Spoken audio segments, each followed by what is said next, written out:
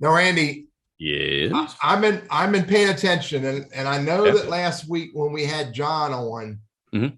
you asked for an audience with him after the show, and he's an employment lawyer, and I just want you to know Yeah. I'm hoping the conversation is not about your role at the lunch conversations with Randy and Teddy. No, it wasn't. It wasn't. But those indiscretions over the years, you and I've spoken and such. Just wondering about what are the ramifications of those? I hear you.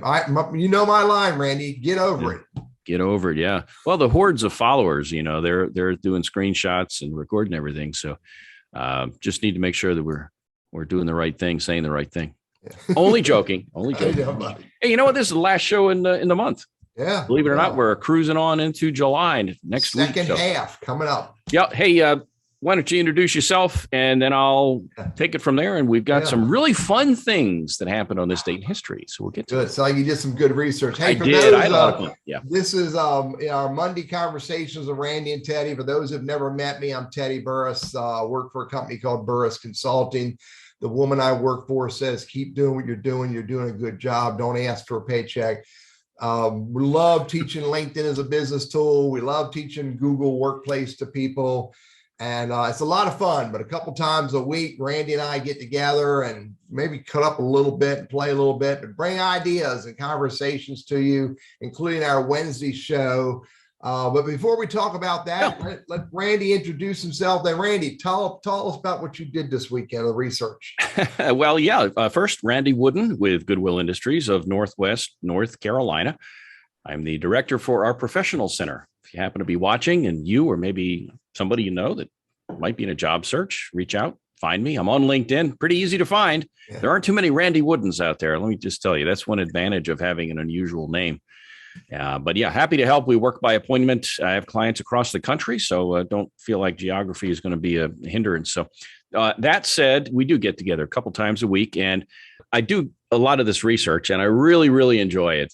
This week was no exception. I ran across several things that just really fun and interesting. Yeah. So a couple of birthdays and a third one that is a bit of a trivia question for you. So let me ask you this. So first off, the two you've heard of, Helen Keller, born on this date, 1880. Yeah. Ross Perot, remember that? Remember Larry King? Remember when he was on Larry King's show, ran for president a couple times? Was he the guy that had to stand on 3 soap boxes when he was on a microphone? He was a well-to-do businessman. In fact, he founded EDS, was Electronic Data Services, on this same date.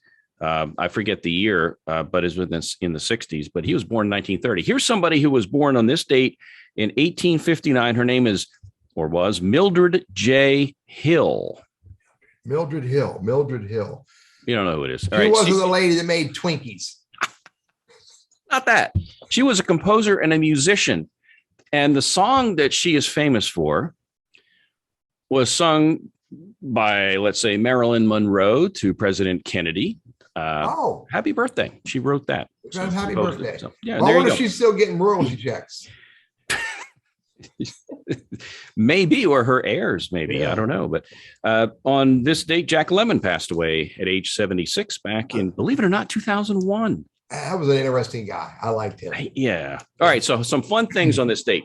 These are all things that we use or have used. Okay. So this is, because there's tons of bad stuff like wars that started and people that got assassinated and, kings and queens. No, this is just a fun thing. Okay. The year was 1929. The first color TV was demoed in New York City. Huh. Did you have one of those, Teddy? 1929? One of the originals? No. No, I remember it was in the early 60s. Yeah. My grandfather bought a color TV. Wow, I bet that cost some bucks back then. And by the way, it came with a remote control. Was it? No, dude, it was a console. Yeah. Yeah, well, you were the remote controller. Go change it to 2, change it to 5. All right, here's another one. We've all used these at varying times. We may not use them now thanks to electronic banking. Yeah. But in 1967, the world's first ATM was installed. It was actually in London. Yeah. So there's that. And you and I are very close in age. So we remember this. Now, a lot of other younger folks, they don't know. Whippersnappers. What do they know? The year was 1972. Atari, the Atari video game was founded, a company in California, and Pong. Remember, I had Pong. I think you had it too, didn't you? Yeah. I remember playing Pong on a brand new what's it called, projection TV that a buddy of mine's dad bought. All right. We burned the line, boop boop boop boop. We burned the screen in with the Pong thing. Yeah, I got pretty good at it. I played a little bit of Pac-Man, and I haven't played video games since then. So I never touched Madden, NFL game, or any of the Tour of Duty or any of this. I don't mess with it. Get off my lawn. Angry Birds? You didn't play Angry Birds? Nah, but my story involves video games. All right, well, let's talk about who our special guest is first. We can do that. All right, that's cool. We can do that too. I'm sorry. You're right. Stories first, man. Stories first. Go ahead, buddy. Oh, okay, cool. Go ahead. Omni Magazine used to be a 4-color glossy magazine, come out, I think, every month or every quarter. And it was about sciencey, kind of techie kind of, this was back in the 70s. And I remember reading a column in there, a story about the advent or the rise or the founding or the initial stuff or whatever that went into the video game craze. And the story went this way. And I've told this a bunch of times over the years, so I hope it's true. It's in the magazine. But it was in New York City back in the early 70s. Yeah. When a salesman who's selling, I don't know if it was for Atari or what company, but anyway, was calling on bars in New York City and said, "Hey, would you install this video game in the bar?" And he went to this one bar owner, and bar owner said, "No, this will never work. People they want to come in and talk about their problems and watch sports, and they don't want to play video games." And the guy says, "Humor me." So he said, "All right, fine. Put it in the corner. And, we'll see." All right. So a week or 2 or 3 goes by, and bar owner gets on the phone and calls the sales guy and says, "Come pick up this piece of junk. This thing is useless. Nobody is going near it. It's just sitting there. Come take it out." Yeah. And so the sales guy's like, "Oh, man." So he goes into the bar and gets it. And he notices that the coin box was full. So many people had put money in there that no more coins would fit. And they both said, "Oh, I think we're onto something." And that kind of helped to launch that craze, but they had to get it in a bar or other places first to kind of do a proof of whatever you want to call it to show that it works. And it did. And it took off from there. So I hope that's a true story, but it sure makes for a fun story. Yeah. Hey, Randy, it's true until somebody proves otherwise. Let's go with that. Yeah. Hey, let me play off of that. All right. And I use the word play. Look, here's my story. Play games. Life is not all about work all day long. Work. Here, I'll tell you something I've been doing, Randy. Okay. I get on my iPhone usually 9:30 at night, about ready to wrap up,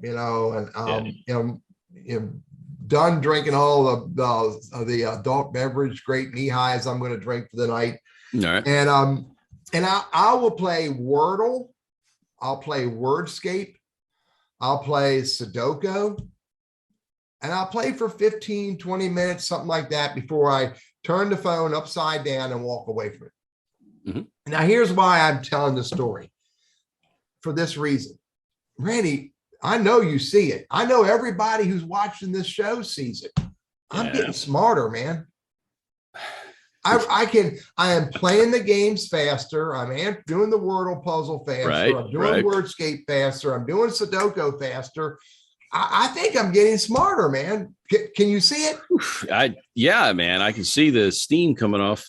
It just all that brain power it just oozes out of your skull. So Teddy, besides the satire and the joke, my story is this. I think we should play more games.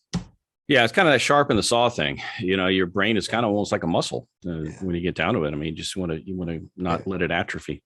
Hey, we've got a good guest coming up. Teddy, you are the interviewer this week. Yeah, Dennis Toman of the Elderlaw firm, who is one of our sponsors, and we're been grateful for Dennis hanging out with us going on a year now. And but Dennis is going to come and have a conversation about elder care. What's the journey all about? Yeah. What does it mean? Why is it important? Why should we be focused on elder care? Maybe not so much for us today, because I'm a young whippersnapper, but we need to be thinking about how to help that generation ahead of us. Yeah. And so, protecting your family, helping them plan, maybe not so much the dollars, but the dollars are important to think about as well. How much they have left to help them through those golden years, whatever we want to call it. So anyway, Dennis Toman of the Elderlaw firm will join us this week, and going to be a really good conversation. I think it's going to be relevant to a lot of us. So yeah, and those are tough conversations to have, because you don't want to really talk about death and dying, but that happens to all of us. So really, it does if we live long enough. Eventually. And it's sad, but it's part of life, and to ignore it is folly. You just need to deal with it. So my tip is and this deals not just in the sales process when you're trying to understand what your customer's all about and such, but also in the interview process, trying to learn about the job and such. Never ask a question of someone when that someone does not accept the relevance or the rationale for asking in the first place. I get it.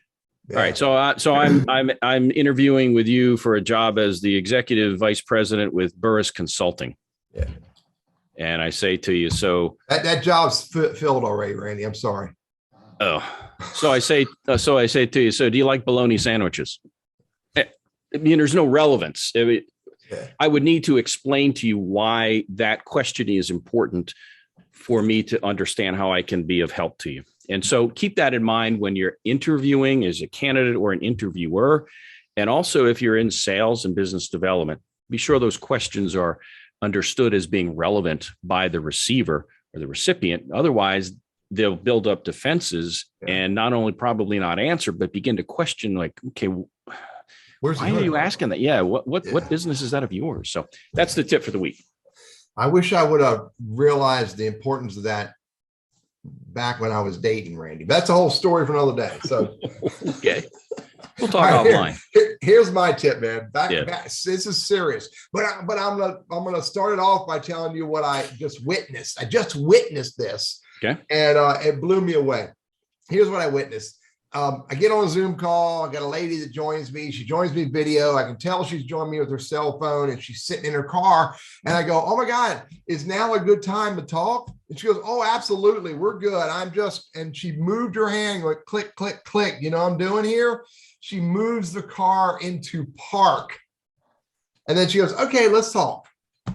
Now, if you had to see it, if I would have videoed it, it would have been funny as heck to witness, because it was classic, But here's my point.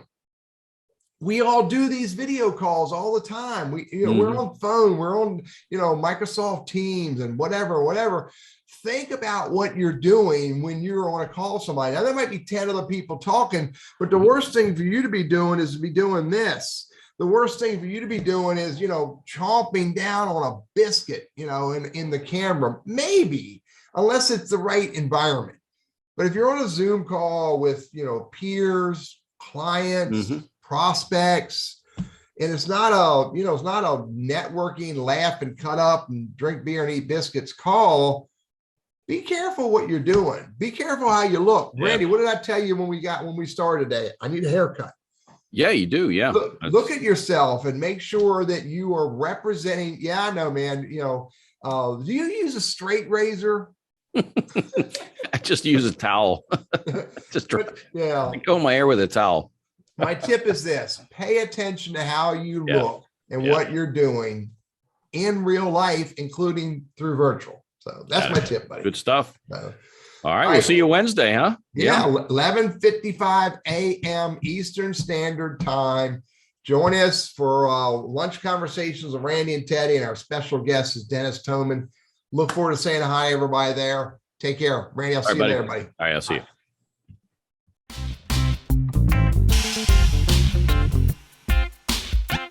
Bye.